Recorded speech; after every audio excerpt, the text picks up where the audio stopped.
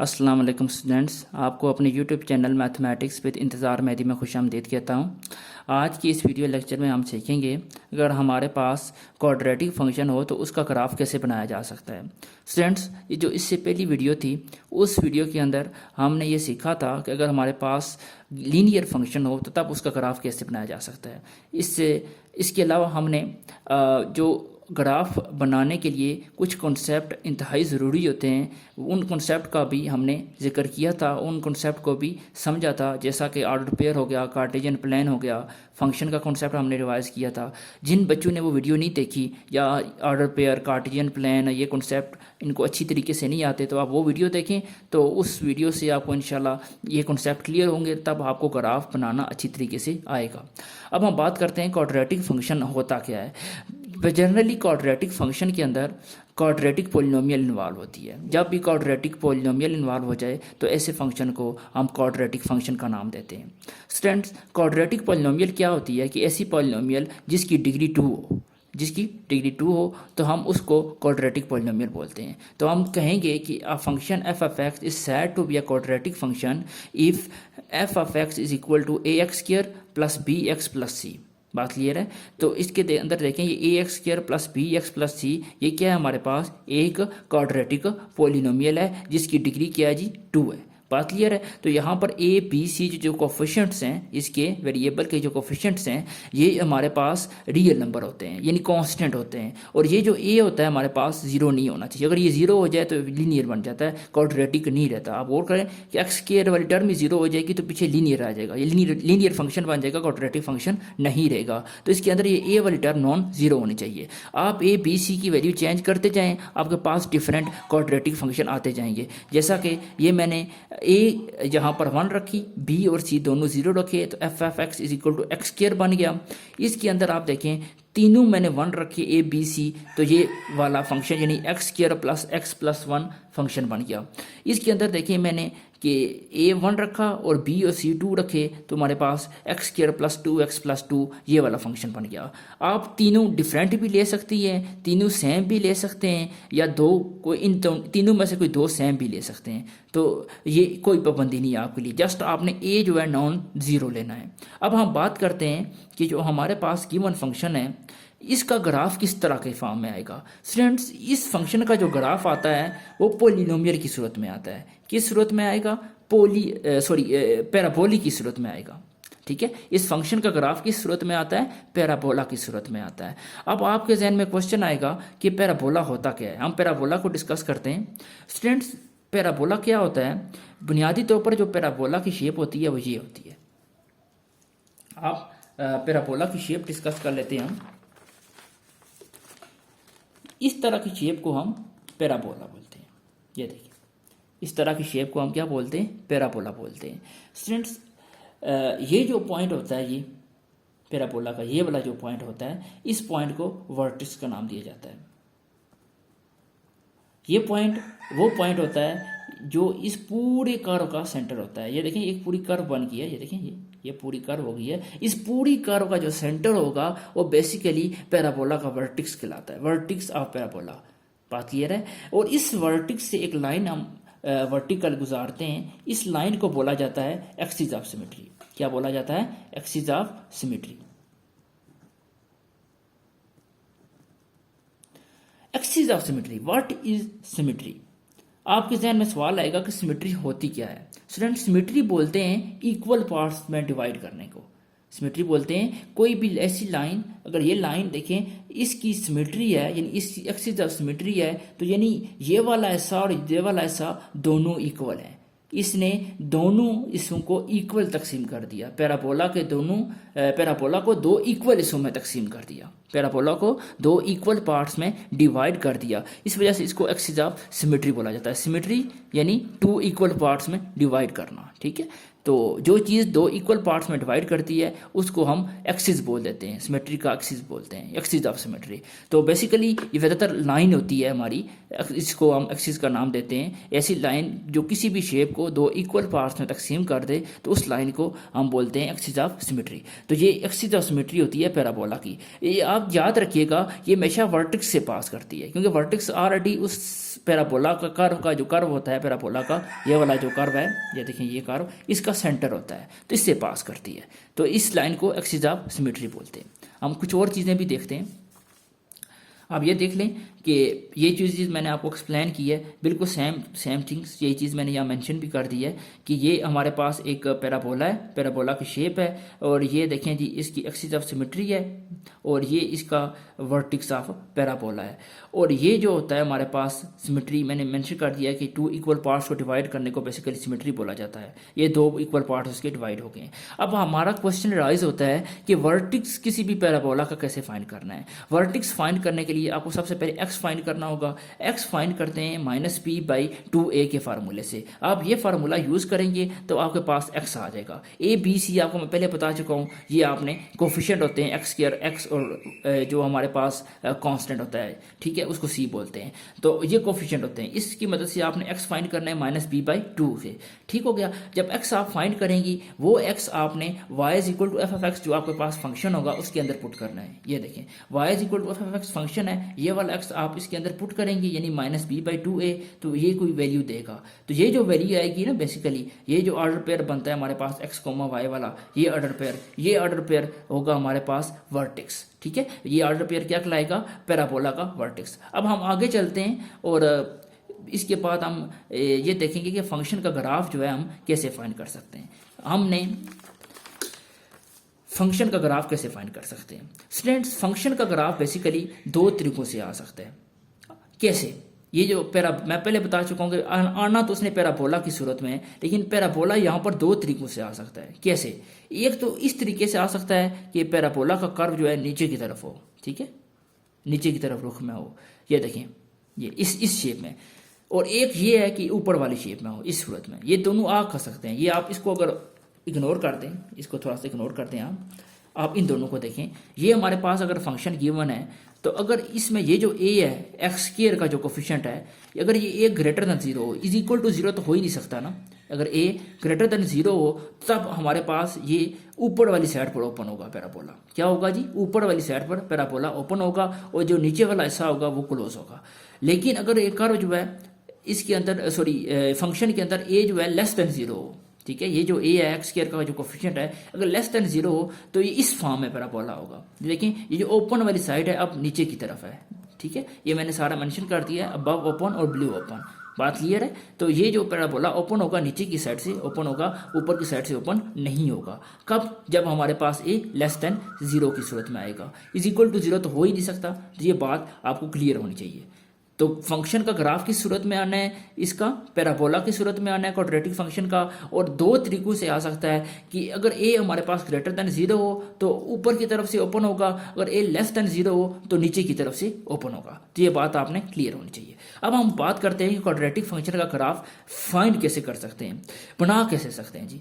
Step 1 ये है कि right function in the form of equation यानी y = f(x). सबसे पहले हम फंक्शन को y = f(x) की फॉर्म में लिखेंगे। इसके बाद हम वर्टेक्स ऑफ पैराबोला फाइंड करेंगे। वर्टेक्स ऑफ पैराबोला फाइंड करने के बाद मेथड वही है जो आपको मैं पहले बता चुका हूँ। वर्टेक्स ऑफ पैराबोला फाइंड करने के बाद आपने x intercept y intercept find करना है। x intercept y intercept find करने के बाद आपने क्या करना है कि आप कुछ और पॉइंट्स पर y की वैल्यू फाइंड करेंगे, फिर उनका ऑर्डर पेयर बना देंगे, ठीक है। यानी आपने कुछ और ऑर्डर पेयर्स फाइंड करने हैं, यानी कि आप x की वैल्यूज गिवन करेंगी, y = f(x) के अंदर आप x की वैल्यू देंगी। x 0 हो सकता है, 1 हो सकता है, 2 हो सकता है, 3 हो सकता है, कोई भी है ना। x की वैल्यू आप देंगी कि आपके पास y आता जाएगा, तो आप ऑर्डर पेयर बनाती जाएंगी x, y की सूरत में। यानी x 0 है तो y बिल फर्ज करें आपके पास 1 आ रहा है तो 0, 1 ऑर्डर पेयर बन जाएगा। अगर x 1 है और y 3 आ रहा है तो 1, 3 की फॉर्म में ऑर्डर पेयर बन जाएगा। तो कुछ और पॉइंट्स पर फंक्शन की वैल्यू फाइंड करेंगे और ऑर्डर पेयर आप बनाएंगे, ठीक है। फिर इन तमाम पॉइंट्स को, यानी वर्टिक्स वाला, एक्स इंटरसेप्ट वाला पॉइंट भी और ये वाले पॉइंट्स भी, इन तमाम पॉइंट्स को आपने कार्टेशियन प्लान के अंदर make Cartesian plane and locate all this points, इन तमाम पॉइंट्स को आपने लोकेट करना है। लोकेट करने के बाद आपने इन तमाम पॉइंट्स को मिला देना है, ठीक है। और मिलाते वक्त आपके जहन में पैराबोला की शेप लाजमी तौर पर होनी चाहिए, ठीक है। तो आपने कोशिश करनी है पैराबोला वाली सूरत ही बने, तो वो थोड़ा सा आपके जहन में होना चाहिए। ये ना हो कि आप स्ट्रेट लाइन लगाते जाएं, नहीं, आपने कर्व शेप बनानी है, ठीक है। पैराबोला के शेप में इसका ग्राफ आता है, तो आपको ये चीज़ जहन में होनी चाहिए, ठीक है। तो ये हमारे पास तमाम पॉइंट्स जोड़ने के बाद आप कह सकते हैं कि फंक्शन का ग्राफ जो है आ जाएगा। तो ये तरीकाकार होगा जिसको हम फॉलो करके क्वाड्रेटिक फंक्शन का ग्राफ बनाएंगे। हम कुछ एग्जांपल्स करते हैं जिनकी मदद से हम कह सकेंगे कि ये फंक्शन का ग्राफ फाइंड करें। स्टूडेंट्स, एग्जांपल पर चलते हैं हम।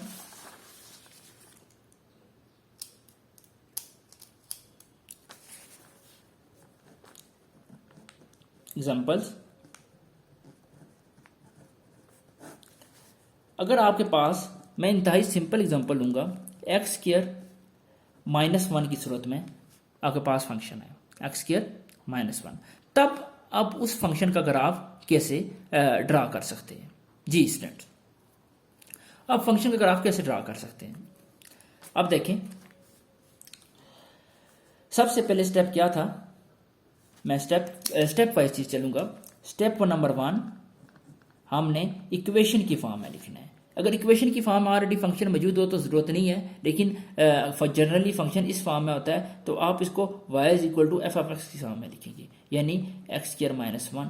तो यहाँ से हम कह सकते हैं y = x² -1, और यहाँ से आपने इक्वेशन की फॉर्म पर किया गया। अगर नेक्स्ट स्टेप में हम करेंगे, स्टेप 2 में हम चलते हैं। यहाँ से हमने क्या फाइंड करना है? वर्टिक्स। वर्टिक्स फाइंड करने का तरीकाकार क्या था, ये आप देखें। ये वर्टिक्स फाइंड करने का तरीकाकार था, आपको एक्सप्लेन किया था। आपने x = -b/2a पुट करना है और f(x) के अंदर, और ये x यहाँ से फाइंड करेंगी। ये x जो आपके पास आएगा वो आपने f(x) के अंदर पुट करना है, फंक्शन के अंदर पुट करना है, तो आपके पास y की वैल्यू आ जाएगी। y की वैल्यू जो आएगी आपके पास, तो ये x, y ऑर्डर पेयर की फॉर्म में आप लिख देंगे, वो वर्टिक्स कहलाएगा। तो सबसे पहले ABC आपको पता होना चाहिए। आप और करें इसके अंदर, तो ये चीज़ बनती है ना, x² + 0x -1, यानी जर्नल जो फॉर्म होती है ax² + bx + c, ऐसा ही है। तो a यहाँ हमारे पास 1 है, b क्या है, 0 है, ऐसा ही है, और c हमारे पास क्या है जी, -1 है। बात क्लियर? तो यहाँ पर आप x = -b/2a पुट करेंगी, तो b 0 है तो 0/2 आ जाएगा, जो कि 0 की इक्वल आ जाएगा। ये x की वैल्यू आ गई है, तो x यहाँ पर 0 है। बात क्लियर है? अब x = 0 फंक्शन के अंदर पुट करेंगी, तो फंक्शन y = f(0), यानी कि x² यानी 0² -1, तो यहाँ पर y की वैल्यू हमारे पास -1 आ जाती है। यानी x, y जो वर्टिक्स के ऑर्डर पेयर बनते हैं, x क्या है, 0 है, और 0 पर y की वैल्यू क्या है, -1 है। तो ये हमारे पास x, y की फॉर्म में वर्टिक्स ऑर्डर पेयर बनता है, यानी जो कि वर्टिक्स कहलाता है, ठीक है। ये हमने वर्टिक्स फाइंड कर दिया। अब हम स्टेप 3 की तरफ चलते हैं। स्टेप 3 के अंदर हमने क्या कहा था कि हमने x इंटरसेप्ट फाइंड करना है, फॉर x इंटरसेप्ट। तो x इंटरसेप्ट हम कैसे फाइंड कर सकते हैं जी? x इंटरसेप्ट फाइंड करने के लिए हम पुट करेंगे, मैंने ये लास्ट वीडियो में भी आपको बताया था, तो आप वो देखें तो आपको x इंटरसेप्ट y इंटरसेप्ट का पता चल जाएगा। x इंटरसेप्ट वो होता है कि वो पॉइंट फंक्शन का जो वो पॉइंट x का वो पॉइंट जिनके ऊपर फंक्शन x एक्सिस को टच करता है, ठीक है। वो पॉइंट उस पॉइंट पर फंक्शन क्या करता है जी, x कोऑर्डिनेट को यानी x एक्सिस को टच करता है, ठीक है। x की वो वैल्यू जिसके ऊपर फंक्शन जो है x कोऑर्डिनेट को टच करता है। तो हम वो कैसे फाइंड करते हैं? वो फाइंड करने का तरीका होता है कि आप y = 0 पुट करते हैं, ठीक है। y = 0 पुट करेंगे एक्स इंटरसेप्ट निकल आएगा, और जब x is equal to 0 put करेंगे तो वाई इंटरसेप्ट निकल आएगा। ये दोनों आपने याद रखने हैं। एक्स इंटरसेप्ट के लिए वाई आपने 0 पुट करना है, तो वाई आप 0 पुट करेंगे तो फंक्शन क्या आ जाएगा हमारे पास, y is equal to x square minus 1, या आप 0 पुट करें तो एक्स स्क्वायर माइनस 1 इस तरह आ जाएगा। और यहाँ से आप कह सकते हैं कि x square is equal to 1 उधर लेके हैं, तो यहाँ से x is equal to plus minus 1 आ जाएगा। यहाँ बुनियादी तौर पर +1 -1 दो वैल्यूज बनती हैं, तो फिर दोनों के लिए आपके पास, क्योंकि एक्स की वैल्यू वाई आपने 0 पुट किया है, तो ये बेसिकली बुनियादी तौर पर ये दो चीज़ें सामने आई। यानी आप कह सकते हैं कि 0 1 एक ऑर्डर बन गया है, और 0 और -1 दूसरा ऑर्डर पर बन गया है। तो ये हमारे पास 2 पॉइंट्स और मिल गए हैं, एक ये पॉइंट हो गया, एक तो ये 2 हो गए। अब आपने क्या करना है स्टेप 3 के अंदर, इसी के अंदर पर मैं मेंशन नहीं करता, फॉर वाई इंटरसेप्ट अब आपने वाई इंटरसेप्ट फाइंड करना है। अब आपने क्या करना है जी, वाई इंटरसेप्ट फाइंड करना है। वाई इंटरसेप्ट फाइंड करने के लिए आपको पहले बता चुका हूं कि ऐसी फंक्शन की वो वैल्यूज जब फंक्शन वाई एक्सिस को कट करता है, फंक्शन क्या करता है, वाई एक्सिस को कट करता है, तो वो हम कैसे फाइंड करेंगे, put x is equal to 0। Put x is equal to 0 करेंगे तो हमारे पास फंक्शन क्या था कि y is equal to x square minus 1 है, तो इसके अंदर आप 0 पुट करें। ठीक है, फंक्शन के अंदर x की जगह 0 पुट कर दें, तो 0 आप पुट कर रही हैं तो 0 -1 आ जाएगा, तो यहाँ से -1 इसकी वैल्यू आ जाती है। बात क्लियर है, तो y इज इक्वल टू -1, तो x 0, तो y क्या आंसर दे रहा है -1, तो ये ऑर्डर पेयर बन जाएगा हमारे पास 0 -1। तो ये हमारे पास x इंटरसेप्ट y इंटरसेप्ट आ गए हैं। अब हम बात करेंगे कि इससे अगला स्टेप जो स्टेप 4 है, हम उसको कैसे फाइंड करते हैं।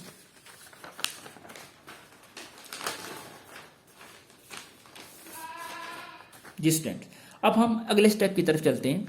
तो अगले स्टेप में यानी स्टेप नंबर 4 में हमने क्या कहा था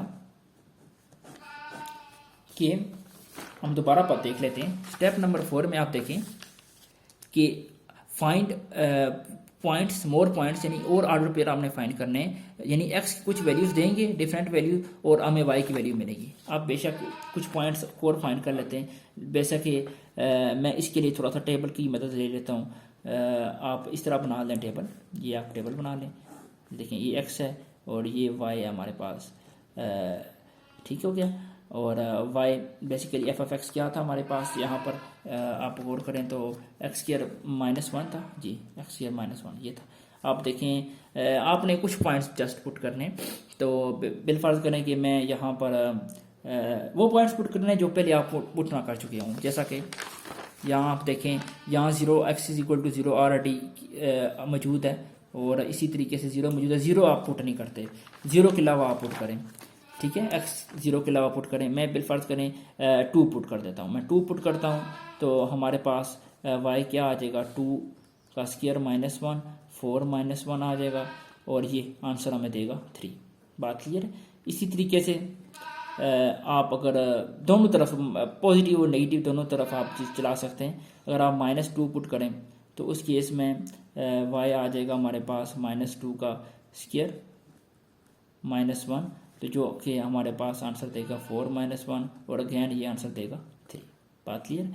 इसी तरीके से अगर आप 3 पुट करें तो y आंसर देगा 9 -1, जो कि 8 के इक्वल है।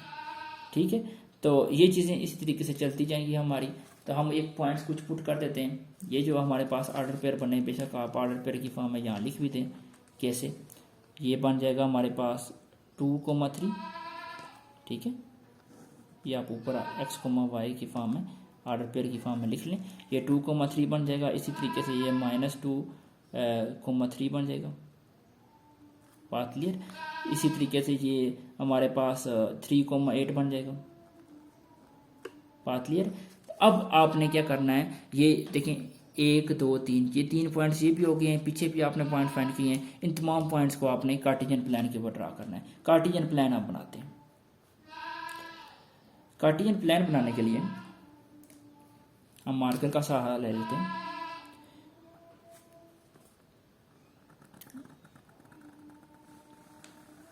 ये देखें हमारे पास कार्टेशियन प्लान में लास्ट वीडियो में बता चुका हूँ आपको। ये कार्टेशियन प्लान हम ड्रा कर रहे हैं। ये हमारे पास बेसिकली वाई एक्सिस हो जाएगा, और ये हमारे पास क्या होता है, एक्स एक्सिस। अब हम ये करते हैं कि अपना बना लेते हैं, स्केल बना लेते हैं। स्केल मैंने बताया था दोनों जो भी आपने जिस वाले से स्केल बनाना होता है वो सबका सेम होना चाहिए। मतलब एक्स एक्सिस यहाँ तक कि मैं इतना डिस्टेंस 1 के हिसाब से ले रहा हूँ, तो इधर भी जो यहाँ से यहाँ तक डिस्टेंस होगा -1 होगा, वो भी इतना ही होना चाहिए। ठीक है, तो ये जितना ये डिस्टेंस है, जितना ये डिस्टेंस है, इतना भी ये डिस्टेंस होगा मेरा 1। बात क्लियर है? और ये डिस्टेंस होगा मेरे पास -1।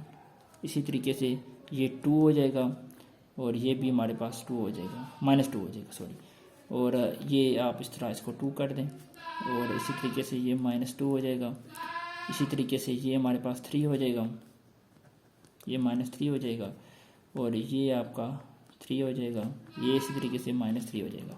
बात क्लियर? ये हमारे पास ओरिजिन होता है, यानी 0,0 होता है, आपको पता है। अब हम बात करते हैं लोकेट कैसे करने हैं पॉइंट। हम पॉइंट्स को लोकेट करने की कोशिश करते हैं।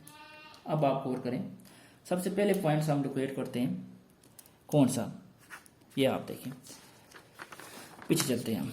सबसे पहले पॉइंट स्टार्टिंग से इस फॉर्म में ये लोकेट करते हैं। इसका वर्टिक्स, सबसे पहले वर्टिक्स लोकेट करते हैं। वर्टिक्स क्या है हमारे पास, 0 और -1, ये इसका वर्टिक्स है। यानी इसका जो कर्व बनेगा उसका जो वर्टिक्स आएगा, यानी सेंटर जो होगा उसका पैराबोला का, वो 0,-1 है। कैसे? सबसे पहले हमारे पास एक्स कोऑर्डिनेट यानी एक्स वाली वैल्यू क्या होती है, ये वाली होती है ना एक्स कोऑर्डिनेट वाली, और वाई वाली वैल्यू कौन सी होती है, ये वाई एक्सिस वाली, ये आपको पता होना चाहिए। ठीक है, तो जो फर्स्ट वैल्यू होती है ना पेयर की, जो पहली वैल्यू होती है वो हम इधर से देखते हैं एक्स एक्सिस के ऊपर, और जो दूसरी वैल्यू होती है पेयर की यानी सेकंड एलिमेंट की, तो वो वाई एक्सिस के ऊपर देखते हैं। सबसे पहले आपने देखना है कि आपको पेयर क्या था, 0 और -1, ऐसा ही है ना, 0 और -1।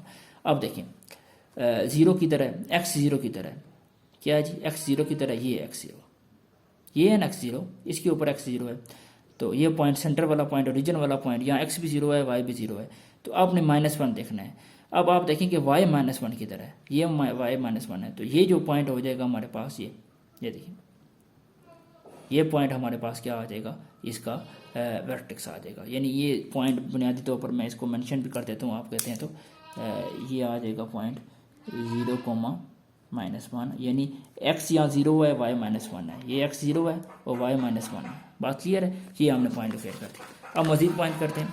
इसके बाद आता है जो हमारे पास इंटरसेप्ट थे, हमारे पास एक्स इंटरसेप्ट वाई इंटरसेप्ट वाले पॉइंट्स 0, 1 और 0, -1। क्या जी, 0, 1 और 0, -1, ये दोनों पॉइंट्स हम 0, 1 और 0, -1, आपको माजरत की आपको थोड़ी डिस्टर्बेंस होगी, लेकिन मेरे पास फ़िलहाल हेडफोन नहीं है, आपके लिए माजरत चाहता हूँ मैं। तो अब 0, 1 और 0, -1 हम लोकेट करते हैं। इसके बाद हम चलते हैं, ठीक है, सॉरी यहाँ पर मुझसे एक मिस्टेक हुई है। यहाँ आप देखें ये जो पॉइंट था, यहाँ एक्स जो है ना बेसिकली बुनियादी तौर पर ये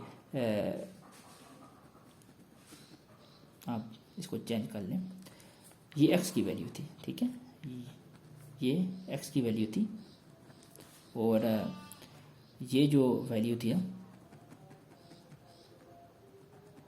ये वाई की वैल्यू थी। ठीक है, वाई हमारे पास क्या है, यहाँ 0 है, ये आप थोड़ा सा चेंज कर दीजिएगा, ये मेरी मिस्टेक है।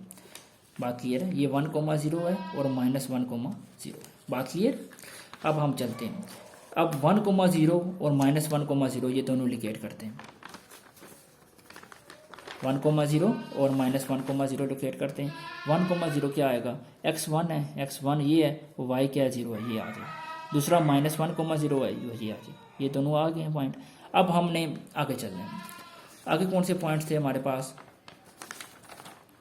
आगे पॉइंट्स आ जाते हैं हमारे पास ये 0,-1, वो ऑलरेडी हमने लोकेट किया हुआ है। देखें ये 0,-1 वर्टेक्स वाला पॉइंट बिल्कुल सेम वही है, ये हमने ऑलरेडी लोकेट किया हुआ है।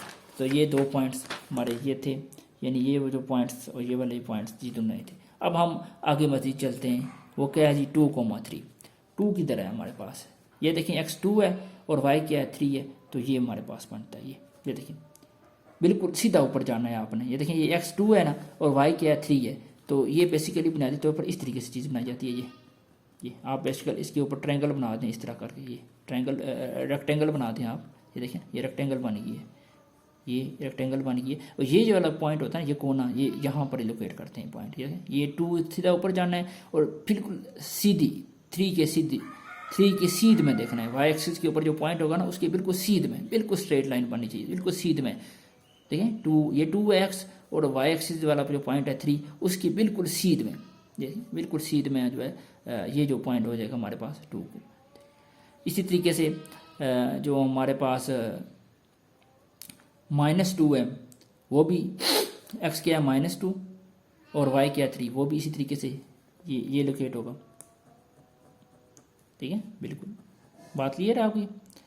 तो ये पॉइंट हो जाएगा -2 और 3, बात क्लियर। अब आप गौर करें तो 3,8 मज़ीद भी पॉइंट आप ड्रा कर सकते हैं, पर इतने ही काफ़ी हैं। अब आप मिला देते हैं, आप इनको मिलाएंगे आप, ये देखें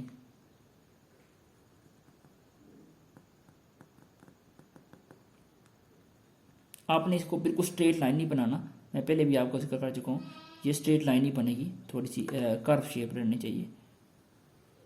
ठीक है, ये इसकी ग्राफ बन जाता है, ये ग्राफ चलता जाएगा आगे। ठीक है, ये ग्राफ चलता जाएगा आपका। तो ये देखेंगे, ये पैराबोला हमारे पास बन जाता है। ये थोड़ा सा हो सकता है कि आगे पीछे भी हो गया हो, क्योंकि इसकी शेप बिल्कुल कर्व है। ये देखें, ये बिल्कुल आपने वी नहीं बनाना, ये चीज़ नहीं बननी चाहिए आपकी, ये चीज़ होनी चाहिए। ठीक है, ये चीज़। तो ये देखें, ये थोड़ा सा कर्व बनना है, मैंने कर्व बनाया, वी नहीं बनाया मैंने, ये कर्व होना चाहिए आपका। ठीक है, ये कर्व होना चाहिए। तो ये बुनियादी तौर पर ये पॉइंट भी हम लिख देते हैं। ये हमारे पास -1 और 0 था, और ये पॉइंट 1 और 0 था, बात क्लियर है। तो इस तरीके से हम जो हमारे पास जो गिवन फंक्शन होगा क्वाड्रेटिक, उसका ग्राफ ड्रा करते हैं। आई होप कि आपको ये क्वेश्चन क्लियर होगा कि हम किसी भी क्वाड्रेटिक फंक्शन का ग्राफ कैसे ड्रा कर सकते हैं, बात क्लियर है। तो इससे जो अगली वीडियो आएगी, हम उस वीडियो में सीखेंगे कि अगर हमारे पास स्क्वायर रूट वाला फंक्शन हो, यानी रेडिकल फंक्शन हो, तो उसका ग्राफ कैसे ड्रा कर सकते हैं। तो हम तमाम फंक्शन की जितनी भी टाइप्स हैं, रेडिकल हो गया, एक्सपोनेंशियल हो गया, इन सब का ग्राफ ड्रा करना सीखेंगे। और इसके बाद जेम्स स्टीवर्ट की बुक से एक्सरसाइज लेंगे और एक्सरसाइज सॉल्व करेंगे, जिसके अंदर हमने फंक्शन का ग्राफ ड्रा करना होगा। और एक्सरसाइज के दीगर क्वेश्चन जो डोमेन और रेंज के ऊपर मुश्तमिल हैं वो भी करेंगे। लेकिन इससे पहले हमें ये बुनियादी जो कॉन्सेप्ट्स हैं, इनका ग्राफ ड्रा कैसे किया जाता है, ये चीज़ हमें सीखनी होगी, जो मैंने आपको वीडियो में सिखाई है। तो आई होप कि ये वीडियो आपको पसंद आई होगी। अगर आपको ये कॉन्सेप्ट क्लियर हो रहे हैं, आपको समझ आ रही है, तो आप प्लीज़ मेरे चैनल को सब्सक्राइब भी करें, ताकि इससे तो मुझे सपोर्ट्स भी होगी और मैं बेटर फील करूँगा और मेरे हौसला अफजाई होगी। तो आपका बहुत बहुत शुक्रगुज़ार होगा। तो अपने कज़न्स को, अपने दोस्तों को आप मेरी वीडियो शेयर भी करें। Thank you so much. कल तक के लिए मुझे इजाज़त दें। खुदा हाफिज़।